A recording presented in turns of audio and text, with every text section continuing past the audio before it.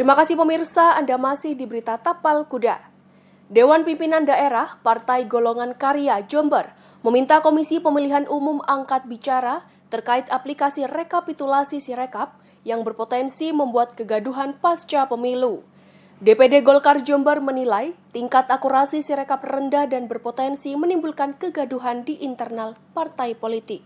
Pemilu serentak 2024 masih menuai sorotan dari berbagai pihak, termasuk partai politik peserta pemilu.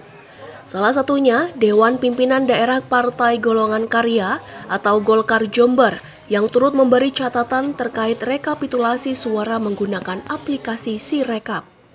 Aplikasi besutan Komisi Pemilihan Umum yang baru dipergunakan pada pemilu kali ini untuk memantau adanya potensi kecurangan itu justru dinilai berpotensi membuat kegaduhan di publik lantaran akurasinya yang rendah serta rentan mengalami kesalahan teknis. Kepala Badan Sanksi Nasional DPD Golkar Jember, Dima Ahyar, menerangkan bahwa kegaduhan yang ditimbulkan oleh Sirekap tak hanya berpotensi di publik, namun juga turut berdampak di internal partai.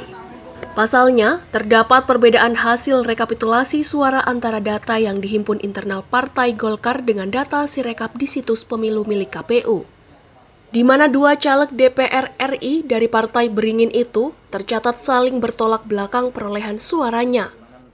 Atas dasar itu, DPD Golkar Jember mendesak KPU memberi penjelasan komprehensif terkait teknis dan peran aplikasi Sirekap dalam proses demokrasi, guna menjunjung asas kepastian pemilu serta tidak menimbulkan informasi simpang siur di tengah masyarakat.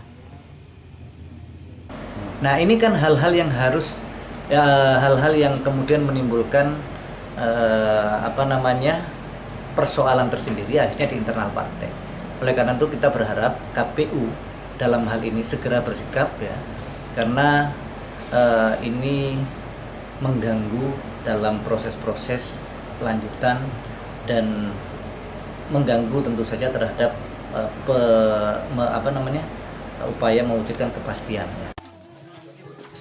Selain aplikasi Sirekap, DPD Golkar Jember juga menyoroti adanya sejumlah saksi partai yang diduga tidak dapat memantau proses pemungutan suara di TPS karena dinilai tidak memenuhi prosedur tanpa penjelasan sebelumnya. Lutfi Kurohman, CTV.